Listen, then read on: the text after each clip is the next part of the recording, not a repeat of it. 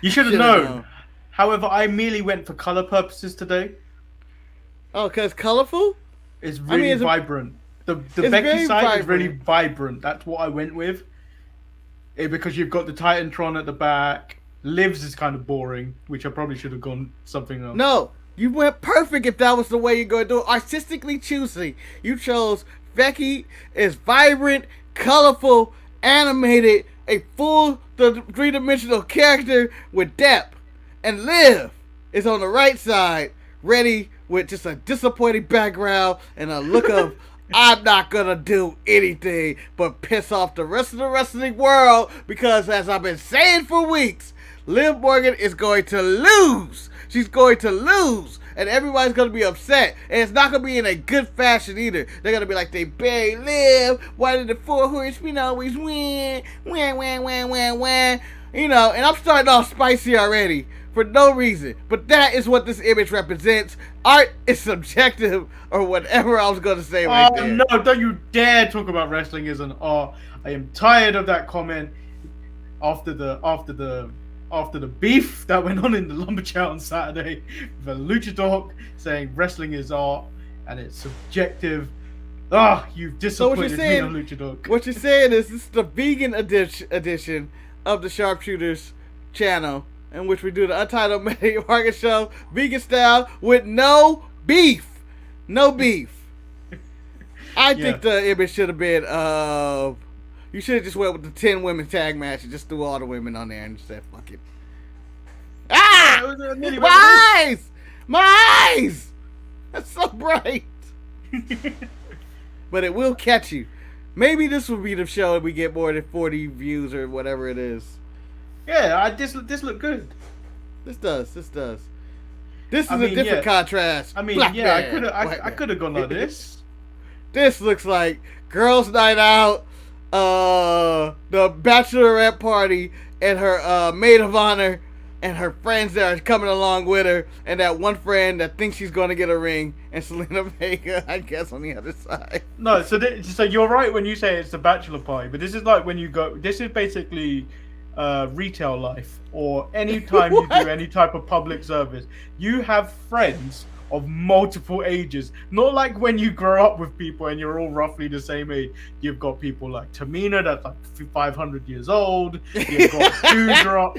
You got your two besties. You hang out with all the time at work. Yeah. That is retail life in a shell. I imagine that Selena Vega would be Becky's best friend, but Carmella is trying to move in and break him up. And break him up to claim, I am the new best friend of Becky Lynch. I am your real best friend. And then obviously Edge and The Miz are back. And Maurice. Everybody came back in this way. In the segment I like to call not Edge. And not Punk. And not MJF. Featuring Maurice as Brandy Rose. And Maurice is in the chat. What's good for Oh! What a segue. Boom, boom. Whoa. Bars! Bars! And on that note, guys, we'll be back right after this. I'm Shotzi Blackheart, the ballsy badass, and you are watching the Untitled Manny and Marcus show. Remember to like the video and subscribe.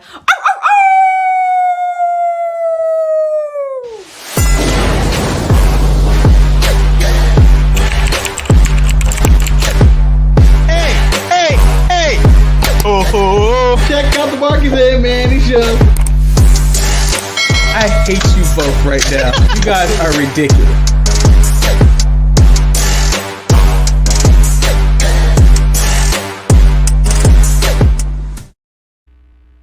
That should have been the cover. When can we ever put Vince as our thumbnail? We have never done it.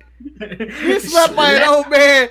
Being slept by an old man is probably the darkest moment because you have that shame of, I've let this old man down.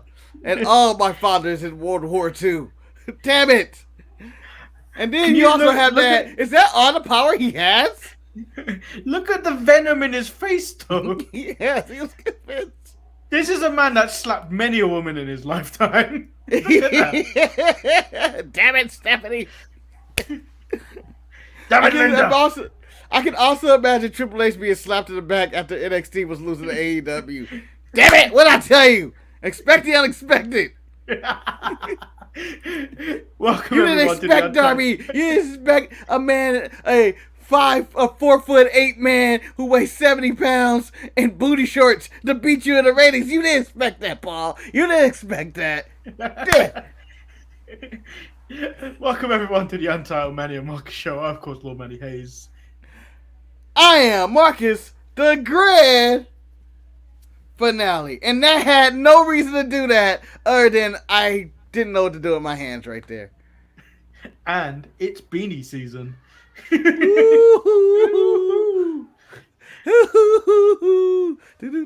don't know. There's gonna be a song for Beanie season, but you know, if it is, we're gonna hit the studio. We're gonna start writing today.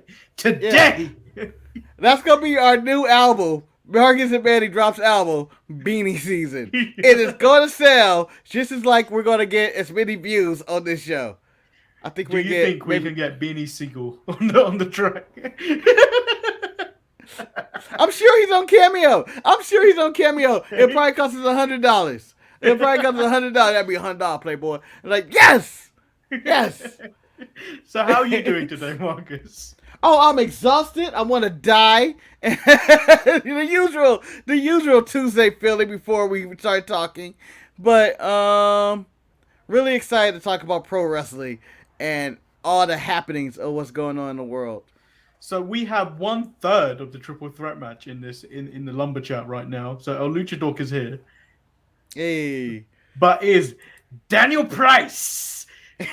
Daniel Price. And Chris. I can't remember Chris' surname. Chris Peacock. Chris Peacock that suddenly became Chrissy? Yeah.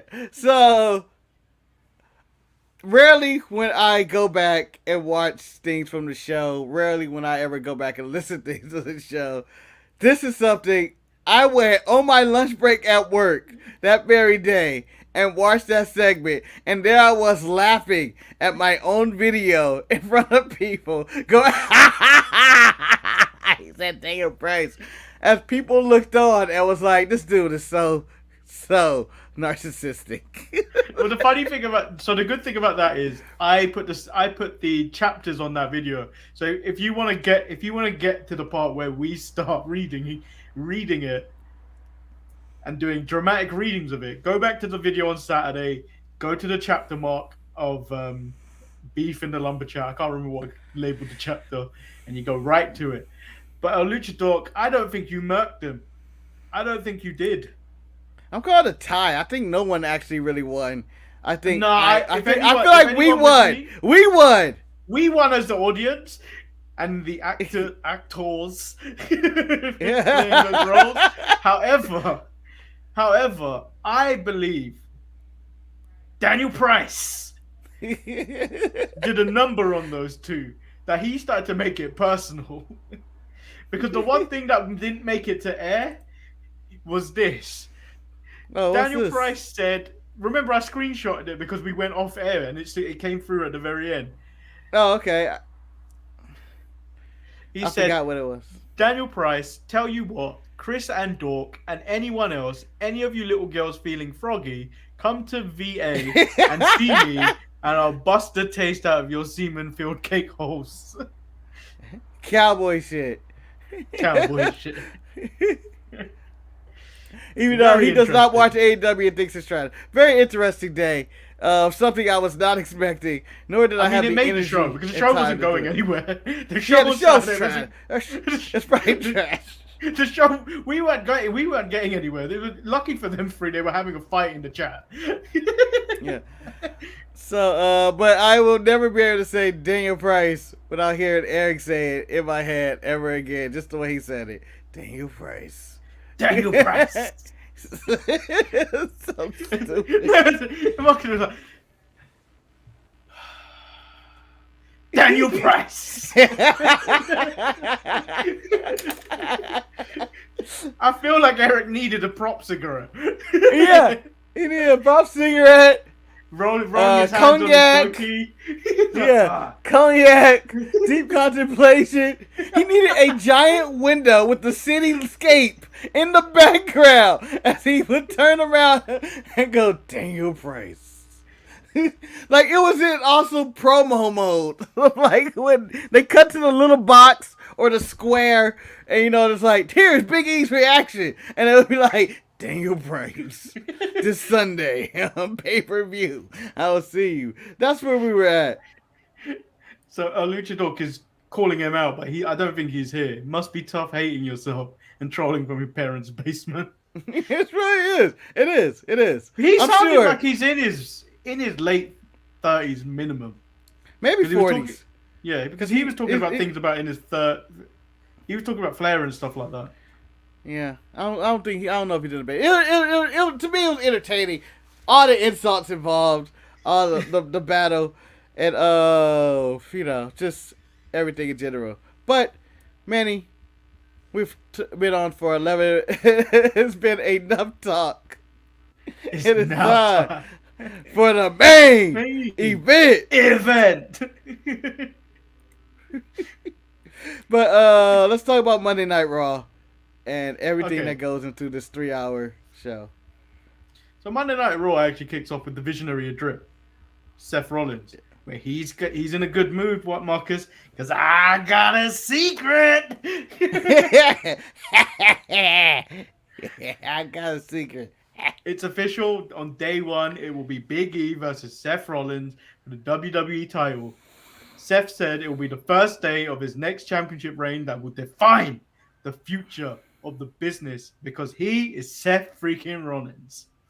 He's a revolutionary. He's a visionary. Oh, man. I enjoy Seth on the microphone, and I enjoyed everything he had to say. I enjoy his energy that he brings. He's a good person to start Monday Night Raw, because every start of Monday Night Raw, believe it or not, people, I'm always pumped for it. Even at my tired state, just getting off work, I'm like, it's Monday Night Raw time, and I know where it's going. But it's like, it's going downhill, but it was good energy to start. I enjoyed it. Yeah, and then I'll go through the talking bits. We'll go through the Seth Rollins versus Finn Balor match afterwards. So KO tells Seth later in the night that Adam Pearce says if he beats Big E tonight, he'll get added to the match at day one, making it a triple threat. So Rollins all like, I'm going to go check with Pierce. He goes into Pierce, and then Pierce says he's lying. But Sonya's like, but that sounds like a good idea. And then Seth goes back to KO like, ha, you're lying. No. But like, KO's more like, what a child. No, I'm going to be in this match. Yeah. What a child. And it was just great when he was like, you're lying. You're lying. I knew it. Oh, and then go ahead. Then they go back in. He goes back in there to say, I need to make sure. And then they obviously changed their minds and was like, Sonya thought it was a good idea. I think it's a good idea. If KO wins, it adds incentive. It adds more drama to the thing. And then Seth goes, you lied to me! You lied to me! Oh, in the middle of this, before he got to the back, he did, I don't know if he said it, he fought Finn Balor and won. Thumb to the eye and, victory. Yeah. Third stomp. It was a really good match. I really enjoyed the opening. Yeah. They came up with good energy, like they really were in a fight. Like, well, it was the beginning really of the match, physical. The beginning of the match pretty much carried on from last week. Yeah. It was like, I'm going to throw you on the table. The echoes and stuff of this week. Yeah, all right. And so they were going back and forth. And it was a nice fight. And I really appreciated all of that. And it came together well. I don't know how the people in the world took the Finn Balor loss. But I say in stride and normacy at this point. And then so we carry on with the rest of the night. Austin Theory meets with Vince McMahon. He is made to watch Raw. It feels like a punishment to be made to sit with the head teacher or the headmaster or the dean to watch this show. Yeah. Again, I got this is Triple H in the back after losing every week to AEW, and Vince McMahon said, "Come in here, Paul. Have a seat right here. We're gonna watch Monday Night Raw." And he's like, "I'm gonna say some good shit tonight. I'm gonna tell you the shit you're doing, that pro wrestling shit with your 5'8" guys. That ain't shit. That ain't drawing. This is pro wrestling." Did you expect that, Marcus? Did you expect that? No. And 90% what he was saying made no sense. Yeah, Nothing and we he put said- them all together. Nothing he said made the whole way sense. through. Nothing made sense. Nothing. And if you steal from me again, I'll kill you. But you know what? I'm gonna say it like this. I was entertained with them in the back. It gave me something to grasp onto as a theme of the show. Like, yes, you had the Rollins, Big E, and KO thing, but that's 3 hours. You also had Vince and Austin. It's like, where is this going? And why is he abusing this young man? Why is he got him a young boy? Just slapping him in the face. So Ross is in the chat. He said Seth Rollins is the absolute best character work right now at the top of his game. This is the best character he's ever had. Yeah, Finn versus Rollins could happen every week and it wouldn't get old. Yeah, but I feel like those two are more creative than most people. Yeah. They know how to do a different match each time and tell a different story. Just fantastic work on their part. First time Vince has watched his show in years. You know, even though Vince isn't, I mean, I'm sure he has his hands on everything, but even though he isn't doing anything in the grand scheme of it all, his storylines, I'm intrigued about everything he does. He's the most intriguing character on the show because you gotta know, what is this old man gonna say next, and what is he gonna do? Where is this going? And I think it's a nice spotlight that he is featured with Austin Theory, and it shows that Austin Theory may actually go somewhere. That he just becomes Vince McMahon Jr., essentially. I don't know, because whenever we attach Vince McMahon to a character, we get very tired of this man quite quickly. Who? Vince McMahon or the character? The guy that's being pushed with him. Like, remember Bobby Lashley? Yeah. When he was in that feud with Ubaga. Baga! He fighting Baga. Who else was aligned with Vince? You got Drew, the chosen one. McIntyre. Anyone that normally gets aligned with Vince, and Vince is actually a prominent figure in that whole storyline, we get very tired of these people, but quite quickly, because you kind of spot that they're getting pushed to the moon, unless you're The Rock or Austin. Yeah, I really want out of this though. I want manager Vince. I want Vince to be a manager, hyping up Theory, coming out to the ring, telling this man says, "We gonna love it." He gonna hate it. He's everything I want, and I want him to bash the releases. He's not what you guys want. He's not no 5'8", no muscle having, no drawing, son of a bitches that my son-in-law keeps signing. None of them. He's not no Bearcat either. This is a man, damn it. This is a man. Reminds me of me when I was a young man. I'm very intrigued to see where this goes. Yeah. I would be laughing if Austin Theory got released. Like, even in your storyline, Vince. I just like the way he looked at me. So we get the contract signing where it's Liv Morgan and Becky Lynch, where Sonya reveals that the title match is next week. It's not even making it to pay-per-view, it's next week. Mm-hmm. Becky says that she wanted to get her angry last week after she hit her, she held back like she always does. But Liv came with receipts this week. Liv came with video packages. Liv has footage of Crybaby Bex crying over Charlotte Flair. Exclusive footage. Here's my friend. She was my friend, and we almost died together on the road. And I hate that it comes to this. I wanted to rip it in stretch, and I just couldn't. I couldn't kill her. I wanted to kill her. That was a good one. That was one of your better actions. Thank you. I practiced for a week. She says Charlotte is gone because of her, and her friends are gone because of Becky's big greedy contract. No. And we're gonna have to say, I can't even remember the other one. Sarah Logan. Sarah Logan. Think of Wolverine. Sarah Logan wasn't going anywhere, didn't deserve the money on that contract. And Ruby Riott, Take it or leave it. Take it or leave it. Yeah.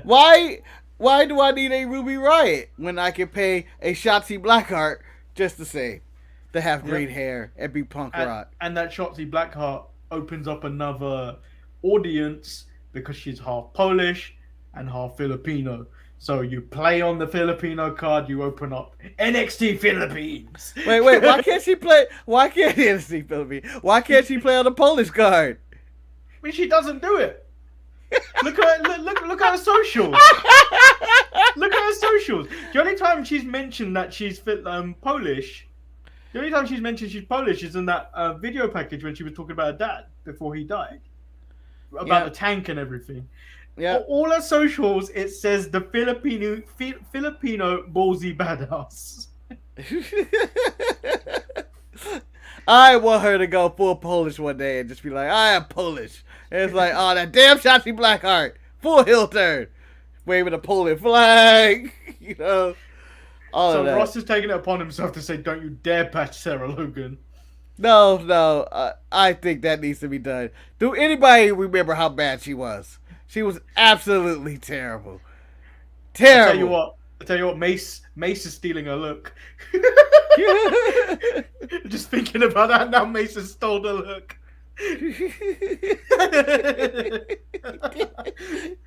Why did you make me envision Mace this morning? It's not a Friday. I shouldn't have to be thinking about Mace. Bad boy. Make me feel so good. Make me feel so You know, good. you make me feel so good. So Becky said she proposed a 5-on-5 to see if Liv can be a leader. Liv says Becky is too selfish to be a real leader. Oh, there's facts to that. And then I think, did Becky pick both teams? I think so.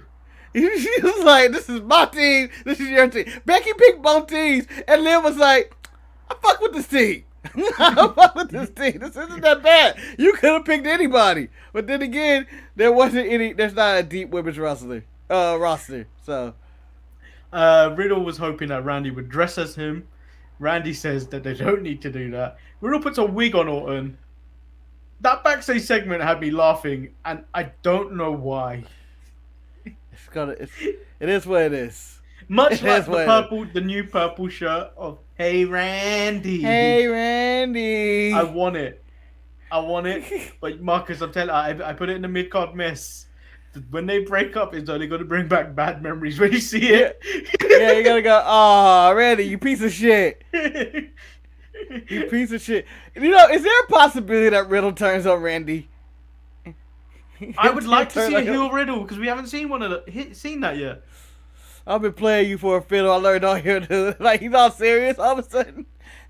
Fuck you, Randy. I know everything. I know everything. I know the secrets of the escape of the 3 most devastating letters. The Arcade Bro is mine. The Arcade Bro is mine. And it's like, oh, I didn't see this going in this direction, but you know what? It's a twist. Yeah, I think that could be a cool direction that goes. So we get the match Arcade Bro versus Dolph Ziggler and Robert Roode, the Dirty Dogs. It was a pretty quick match. They got the job done really quick. It was actually pretty decent. It was actually pretty decent. Squash. It was what it was. Are they going to feud with anybody significant? Because the Dirty Dogs are not a legit tag team. The only legit tag team left, because I think Omos was done with AJ shit later on in the night, is the Street Profits. AJ gets blinded and it's like, I'm done with this. Omos like, I hate you. I'm better than... Did you not hear the Undertaker on the socials? I am the Andre the Giant. I am the chosen one. Let's speak about that. The Undertaker said Omos is the next big thing in WWE. It's big credibility. I feel like it's just because the Undertaker's been working with Omos in NXT, where he occasionally will do a big man class, and Omos is in that class.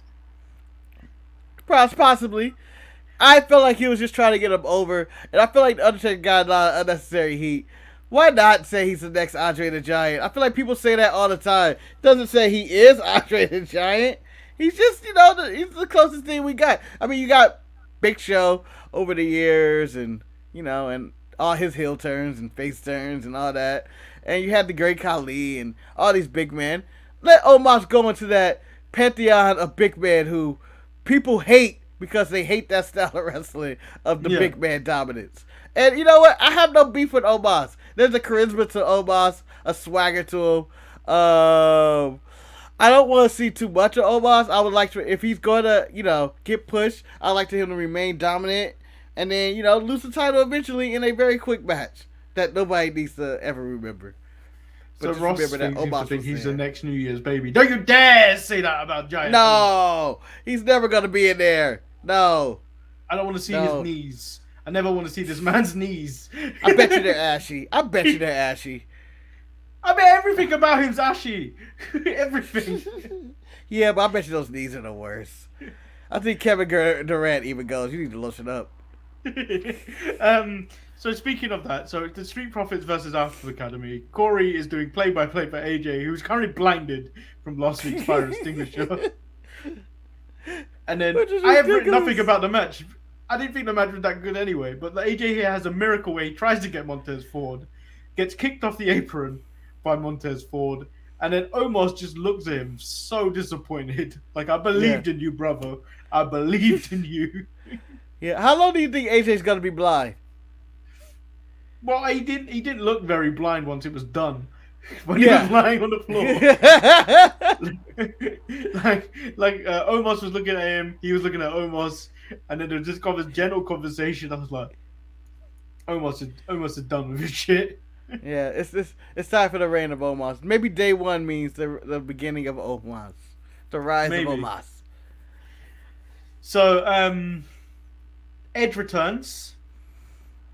Once he again. sees clearly again. Yep, on this day. All the time. Yep. AJ Styles wishes he can see clearly. When did he get his eyesight? When did he actually go to an optometrist and not just put sunglasses on because your eyes hurt? On this day, I see clearly. They should play that every time someone leaves an eye doctor. Especially after they push that air in the eye. Clearly now the rain has come. So he has a list of opponents he could face since he's moved over to Raw, where he's interrupted by returning Miz and Maurice. Miz is pissed that he doesn't get the big return, while Edge constantly returns after injury, after a week off, after a month off. Whenever Edge feels like holidays, holidays. Boy, it feels good to get out here, and I'm like, you can do this anytime you want. And then Edge pretty much puts the Miz over. He says Miz has people on other shows just to get mentioning his name, just to get a reaction. He lives rent-free in there above people's heads. He then says Miz uses WWE for his next endeavor, while he leaves his partner high and dry to get fired. Oh, Edge being edgy. He then says the difference between you're not Edge, you're edgy. So my work colleague said today, just referring to, I was talking to my other work colleague who watches AEW exclusively. He doesn't watch anything else. So I said, did you watch the MJF and the CM Punk promo last week? What did you think of it? So he said that, and I was like, oh, there was like a slight retort about it on Raw, where between Edge and the Miz, and then my other colleague next to me went, the Edge, he's still doing the wrestling, the Edge, and I was like, wait, I was like, the guy from U2. You gotta be clear, it's just Edge. There's the Edge and then there's Edge. Don't mix the two up. They're completely different people. I don't know if the other was Canadian though. I think he's Irish. For sure. I feel like you two always say they're Irish, but does anybody really checked?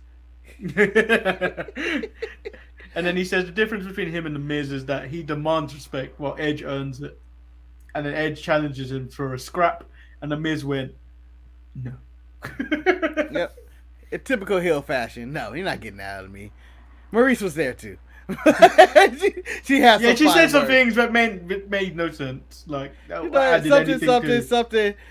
My English has really improved from when I used to not be able to speak English at all. But this is leading to a mixed tag match: Edge, Beth Phoenix versus Miz and Maurice. We don't need to see that. Day one. We don't need to see this. What I got for this, I thought it was a fine segment, but I also got this segment is a knockoff of AEW, and I thought I would never say today when I would just say something like that. And I know there's probably somebody going like, "See, I told you, I knew it." They're just trying to rip up AEW, but I felt like that's what it was. This was CM Punk staring at MJF, not done as good. It wasn't that good enough, though. It wasn't. No, that's what I know, but I feel like that's what they were going for. Of even the storyline of Edge saying, "You didn't mention my name of people you want to challenge." I lost MJF. You didn't mention my name of people you want to challenge when you want to fight your Darby Allins and shit, and you want to fight your Seth Rollins and shit. And all that. So I just felt it was in the same vein, but not as good. And because it seemed pretty forced. But people may be bummed out on this feud, but I'm happy that the Miz is doing something, and I feel like Edge. You know what? Take a break from whatever title dreams you have, and just fight the Miz. It's gonna be solid. I feel like it's gonna be solid. Yeah, but because the Miz is so safe, the one thing we're not getting from that is a Hurricane Rana off the top rope. Oh, you might. Miz can take a Hurricane Rana. I know it. The Miz can do it. So, a surprisingly good match was Damian Priest versus Apollo Crews. What do you think of the Hawking Up or the demon coming out of him? I don't like it. I just don't like the facials. His facials don't make any sense. Especially the way the camera zooms into it. And it's like, oh no! I hate the announcers. Oh no! You done it now. You done it now. He gone crazy. No, I know that's what they say, but I'm just the vibes I get. You done it now. And it was a really solid match. I hate his Hawking Up. Although I can see Vince going like, that's my next Hulk Hogan. So Luchador says the Miz could be such a megastar if WWE didn't stop and start with his pushes. I don't think megastar. I think he's very as I don't mean this as a disrespect to the Miz, but he is a very good B+ player. Oh no! No! He's a company man. He does what he does what he's supposed to do. He doesn't do anything flashy or anything. He's just really good. He's like that. Do you know like last week where El Luchador said someone like Kevin Owens, you could just chuck in anywhere and he does his job. He does what he's supposed to do. That's what the Miz is, and the Miz is great at it. And like he's not that elite tier, but he's under that tier as like, do you know what? He's serviceable. This is why he's got longevity in the company. Which is what I think they want Baron Corbin to be, because they keep putting him in all nonsense. Damn, don't bring up Baron Corbin. I don't want to talk about him. He hasn't been the same since bum-ass Baron Corbin. I am in the middle of both of you, what your statement of like, he's a B-star and a mega-star. I just want to see Miz Unchained. Like, I feel like he does, with the company's, total line. But I would like to see him be the mega heel of the company at one point, or the face, or just, actually get that big push. He hasn't been in the title picture really since he won the Money in the Bank, cashed his Money in the Bank and all that, and wrestled John Cena. I would like to see Miz Unchained, just let him go out there, do what he does, and just run with him for a little bit. Maybe not the full thing. Like, give him the Rollins run. What we're doing with Rollins right now, why can't the Miz have a little of that? But I felt as fans, we were kind of robbed of the Miz. So we always go back to that jumping off point of when we talk about CM Punk, you will always first think of that pipe bomb. When we think of the Miz, I think most people would think about that promo on Talking Smack. Yeah. Against Daniel Bryan. And I don't know if he could ever beat that. And that never went anywhere. Because it was a promo against Daniel Bryan who wasn't clear or anything. And then he rode that momentum, but it never led to anywhere. Like, they didn't book him to be the guy at that point. No. So, like, all that momentum was for nothing. But So I did like when he. Oh, go ahead, continue. No, I feel like he needs to have that moment again somewhere, and they need to capitalize on it because yes, he is very good, and even B-star players can be elevated to an A-star player, and he can be. I agree with Original. He can be that person, but he's not, and he's someone that the company can rely on to do all their media stuff to promote the company. He's a good company hand. Yeah, and I think I liked him as the Intercontinental Champion and always chasing after the Intercontinental Champion is. I really enjoyed that, and if he can get back into making the Intercontinental title more prestigious again and bringing it back, I'm all for that. But again, I want to see him just. I don't feel like he can ever do better than the Talking Smack promo because that shit was real. That shit got real quick, and it was that intense. And I would like to see Edge bring that side out of him. Maybe that's what we can get out of this feud, is that him and Edge can have these war of words. Because Edge can go on the mic, Miz can go on the mic. If they can get some really good, powerful words and it can elevate the Miz, maybe that's where it can put him at. So Luchador says the Miz should have taken shots at Punk and MJF. I don't think he has to. No, he doesn't have to. Because the fact that Punk mentioned his name and said MJF is a worse version of the Miz, that just stated the Miz is better than one of their 4 pillars. Yeah, and also on a backdrop, do you think the Miz has too much of he's the Miz stank on it? Like, you can't really go all the way with it because he is the Miz. Like, there is something to what Punk said about MJF is that you just lesser known Miz, and it comes with that Miz is not like a person who you think of as a badass or a good wrestler, or it goes back to always being safe. You think that he has that too much of a what's the word? Stigma, I guess. Stigma that this is why they WWE can't push him is that everybody associates this can't be a tough guy. This guy can't be the man. The thing is, there's nothing wrong with being safe in the ring. Like, look, the person I look at now the most as has longevity is Randy Orton. Look at all the stuff he used to do at the start of the career, which led to so many injuries for him. Where he would do crossbodies and all that shit, which is high risk. The way Randy Orton's elevated his career, yes, he still does all this fancy stuff in the ring sometimes, but like the Miz's moveset isn't that different to what Randy does in the ring now. They're both. I would in say their 40s. Miz has more moves than Randy Orton at this point. The Miz and Randy's movesets are not that different. They're very safe in that sense. The only extravagant thing Randy does now is the RKO. Yeah, can I tell you something about wrestlers and moves and what's safe and unsafe? Again, you watch stuff and they say wrestlers get smarter as they get older. They do, and you see the moves that they do, and it's more like Cheesecake Factory menu, which has a million different items, which a lot of wrestlers seem to think, if I throw all these items into my menu, I'm great. But no, it's always been less is more. And it's always been, the people with the fewer moves have always been better. Just look at John Cena, The Rock, Steve Austin. Austin's moveset toward the end of his career was stump mud hole, death press punches, and maybe a suplex if you're lucky. Like, that was literally his offense. And even Triple H and Undertaker, very minimalistic offense. And these are the big stars. Hogan, and by the way, fuck Hulk Hogan. I know we hadn't said it yet, but his offense was minimal. Huge star and all that. So I really hate that everybody think you need to have a catalog of all these moves and stuff. But no, it's really all like the psychology and the story you tell. Just look at Eddie Kingston, probably one of the most over guys in AEW. His moveset is trash, but he'll talk you into a match. And you'll watch it and be like, you know what? That was a solid match. Like him and CM Punk at Full Gear had a really solid match because it told the story that these two dudes want to fight. And you don't need all these moves. It also goes to show, though, when you look at certain wrestlers, like mainly WWE wrestlers, with the exception of Steve Austin, everyone you've just listed have had long careers at the top level.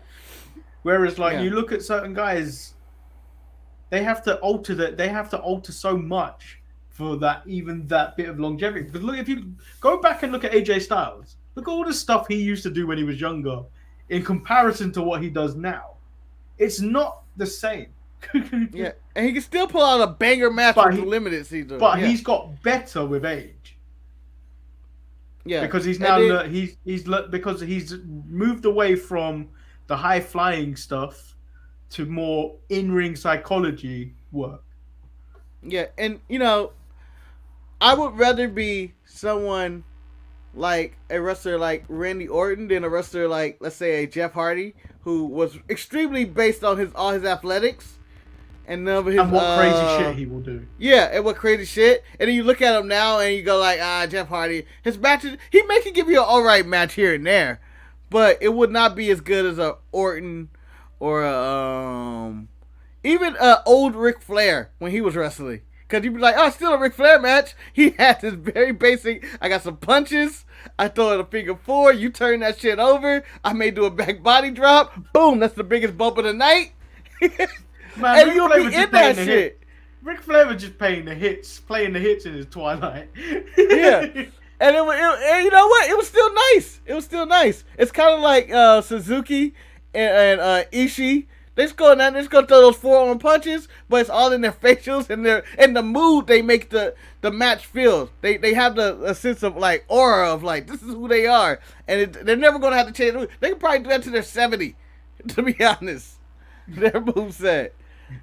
So I'm just gonna skip over this. Mysterio's versus the Hurt Business. Mysterio's won. What? It was over. Yeah, why did this happen? Why are they still called the Hurt Business? They're never associated with the Bob. The Bob. So we get Team Liv of Liv Morgan, Bianca Belair, Nikki Ash, Rhea Ripley, and why have I left her name off? Tamina? Dana Brooke. Dana Brooke. The 24/7 champion Dana Brooke. Who would have thought? The only person holding gold on that team. The only person holding gold on that team. Then we get Team Becky of Becky Lynch, Queen Zelina, Carmella, Doudrop, and Tamina. I personally think this is the closest Tamina's ever getting to a championship ever again. By standing next to one. Hey, when she landed her super kick in this match, it was probably the best Tamina super kick she's ever landed. I think it was against Rhea Ripley, it was against Liv. And she landed that shit. I was like, get it, Tamina. That might be the 3. For whatever reason, I really enjoyed this match. I thought there was some weird business in which Carmella went down for a bit. I don't know if Rhea Ripley knocked the shit out of her in that clothesline, and she needed time to breathe, and they changed stuff up. But other than that, I actually really enjoyed this match. Marcus, this was the length. I think this match went on so long, it was longer than any match. All of the matches in the Queen's Crown combined. Yeah. It went 3 commercial breaks. Was it 3? Yeah. Shit, yeah.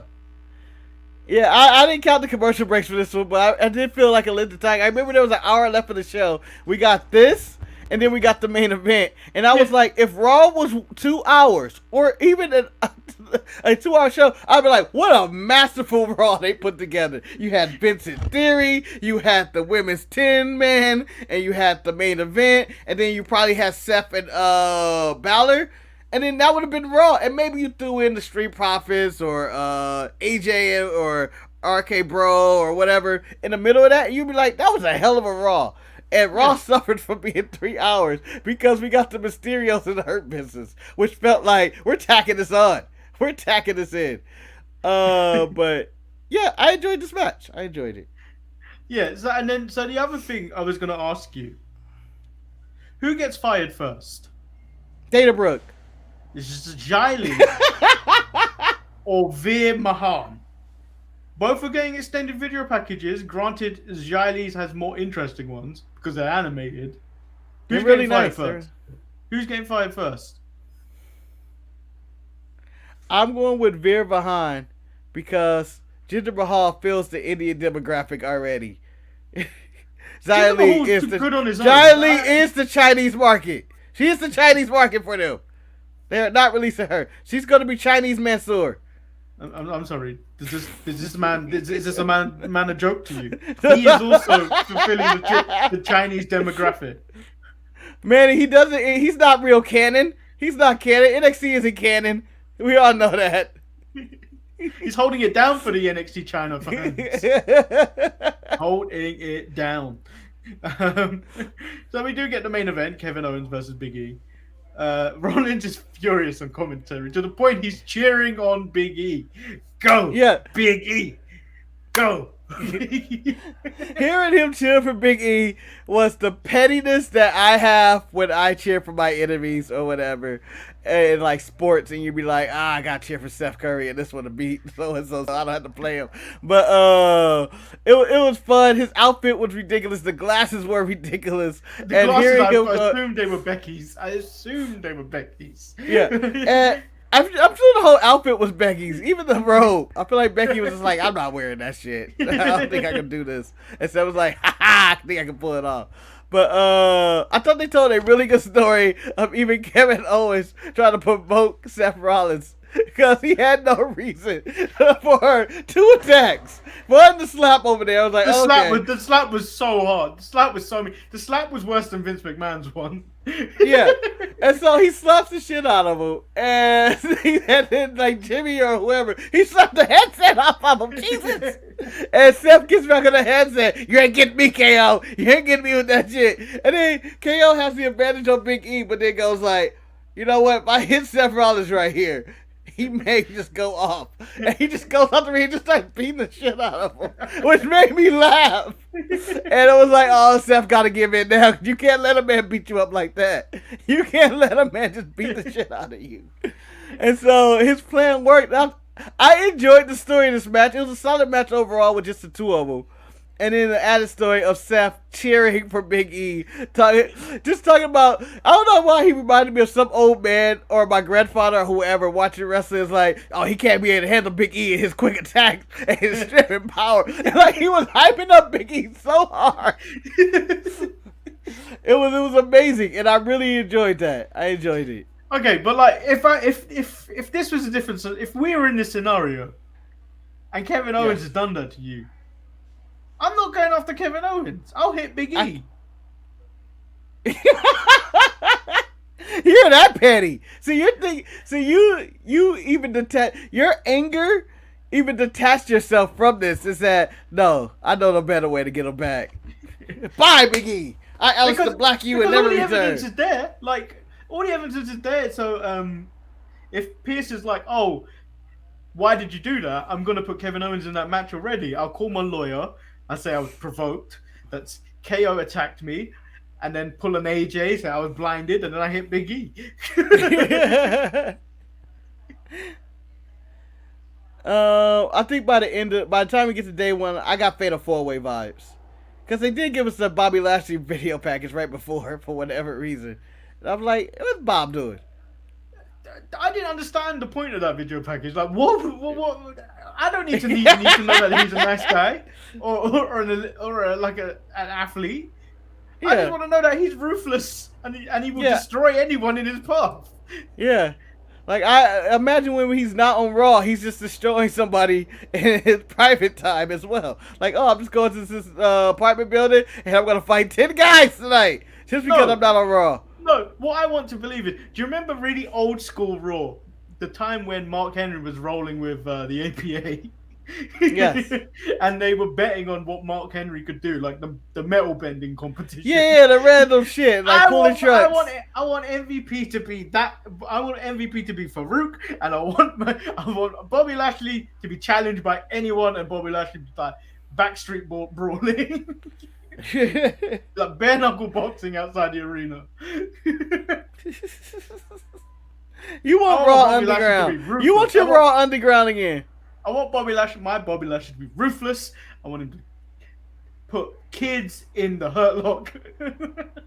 Come here, kid. You what? Talking about you, Gage. We're looking at you, Gage.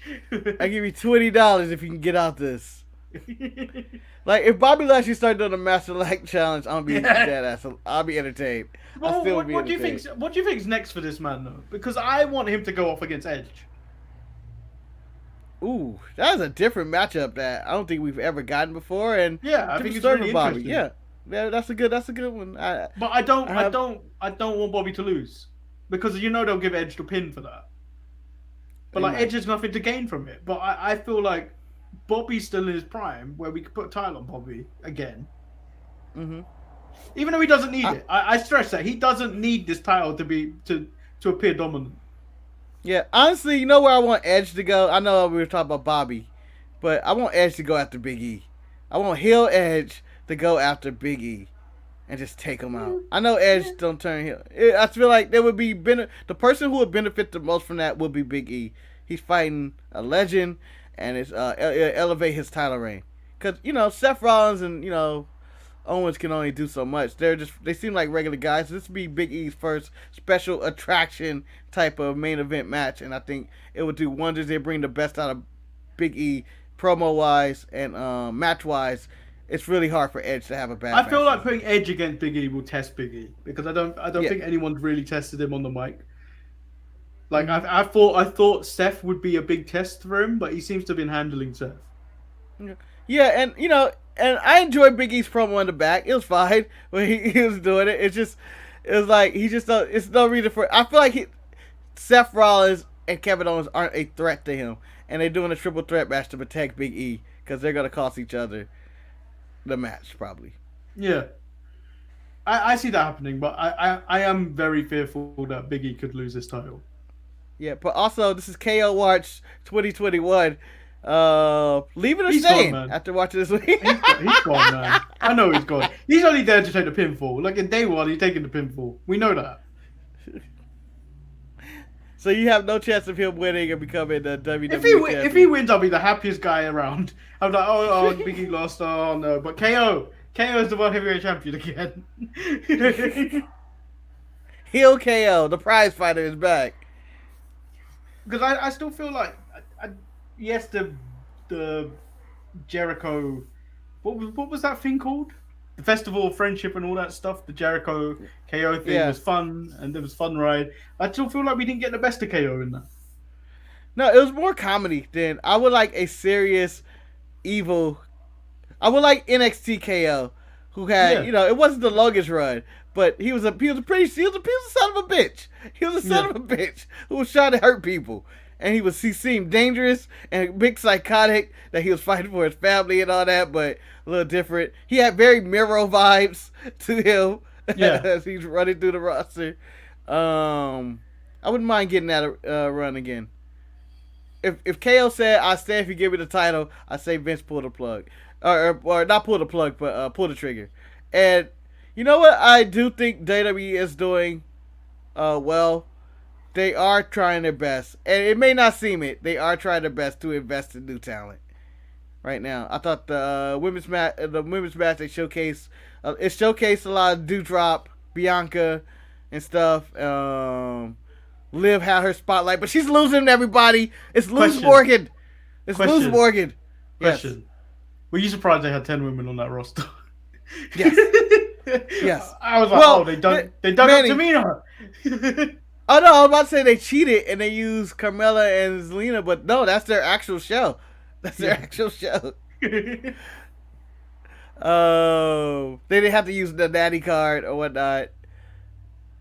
And I don't know. I think they're gonna merge the roster soon though. So Illusion Dog says KO is staying and being released in the summer for KO Jr. from NXT. Oh, Joe Gacy. See, you do have him as, my new KO recast as the new Kevin Owens or whatnot. There's also there's a new Rusev in there of Tony. Yes. He's not Miro. Him in the end. Tony D'Angelo is not Miro. Put them side by side. That is vintage Rusev. The one that never wore shoes. Barefoot Rusev. The very short-lived Mr. America Kevin Owens when he was the U.S. United States champion. And he was clean shaved. And he wore a suit. Like, what is he doing? But, I think they are trying to, build this younger talent. And people may shit on NXT for whatever it is. But, you know what?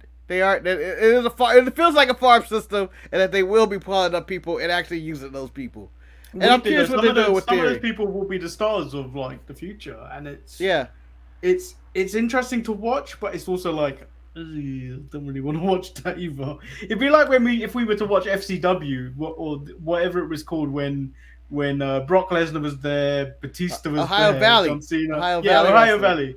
Yeah, if we went back and Atlas watched the that, Bold and shit. we think that was Scotty terrible. Coben. We watched some of that stuff. We think it was terrible. To what we see now, and their character work is complete. Yeah. So, but you know, in 10 years from now, Braun Breaker, Austin Theory, who's still in his 20s, even though like damn, he'll be like 28, or he'll be like 35 in 10 years from now, whatever it Do is. you think Mello was still here?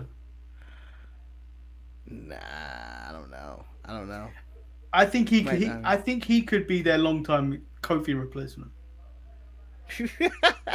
We need new black guys. Need to be these guys. Yeah. Who else? I mean, there's a few people just being young talent that they're gonna use over the line. Like I know even Trick's going. Trick is going. Pete Trick Dunne not- is still young. I don't know if I don't know if they really trust Pete Dunne on the main roster. He's gonna replace. I think He's he too can fit English. into that. No, but I think he'll fit into the vein of like the your Finn Balor's over the years, who's probably he's gonna slow down eventually, or AJ Styles, who's there to just put in good work and solid matches, and they're never gonna win anything probably in Vince's eyes, but they will always be threats. Yeah. Well, so overall we've covered Raw. What did you think of Raw last night? If it was 2 hours, it would have been an amazing show, but it was 3 fucking hours. There was too much filler. Like the majority of the show was actually enjoyable. There was too much filler bits. So just like, oh, why? Yeah. Like, I did not need to see the Mysterios. I did not need to see the Mysterios at any point last night. What do you think of the Raw Tag Team division? I don't understand it, but I feel like it's deep. There's only 4 teams and it's trash. It feels No. deep. Compared to SmackDown, who I think has 0 tag teams, or to the Usos. Raw Look at feels the Viking deep, Raiders, where don't you they? got Omos and AJ. They don't count. The Don't Viking you Raiders dare. are always on their way out. The Viking Raiders are always on their way out. You got Omos and AJ, Riddle and Orton, the Dirty Dogs, jobbers, but they're there. The Street Profits and American Alpha, and the Mysterios, all of this show. It's a weird deepness, but it's not really quality. It's like we got tag teams on this show, and I we have really these wish other we got side to see what Gable could do on his own. One day. No, When he I think joins he's AEW. Yeah, that's what I'm saying.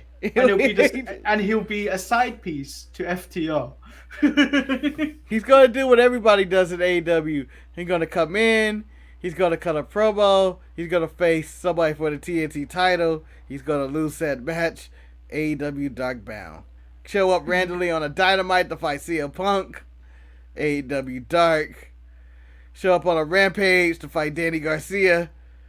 The rest of it's dark, and then you never see him again. That's pretty much. I feel like that's the path you go. And that's totally decent. El Luchador said, "What if Vince buries these guys when they get called up?" Well, he's burying his own work. These are his guys. These are his guys.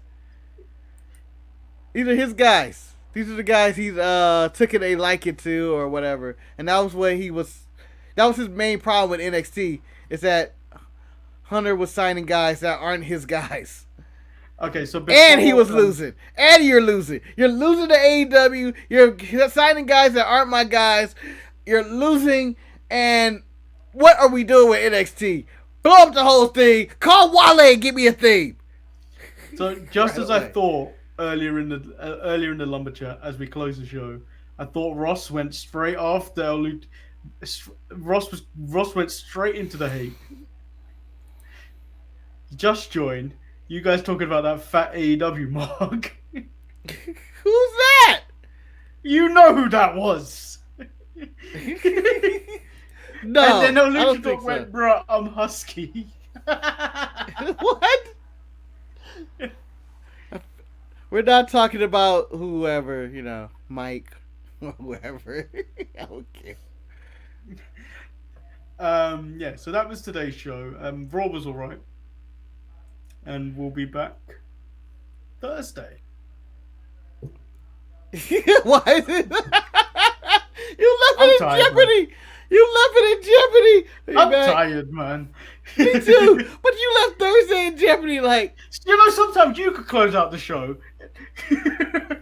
I could, but the way you closed it was. We'll be back Thursday. Maybe not. Yeah. All right. Tune in Thursday. And tune in Saturday for more Sharpshooter Comment, where we cover this week's episode of AEW Dynamite, where CM Punk will battle. I forgot some guy who I didn't care about. I forgot. It's just another one of his useless matches. Who is he? It was a useless match. I just remember. I'm going like, oh, okay. Yeah. Oh, it's Lee Moriarty. Ah.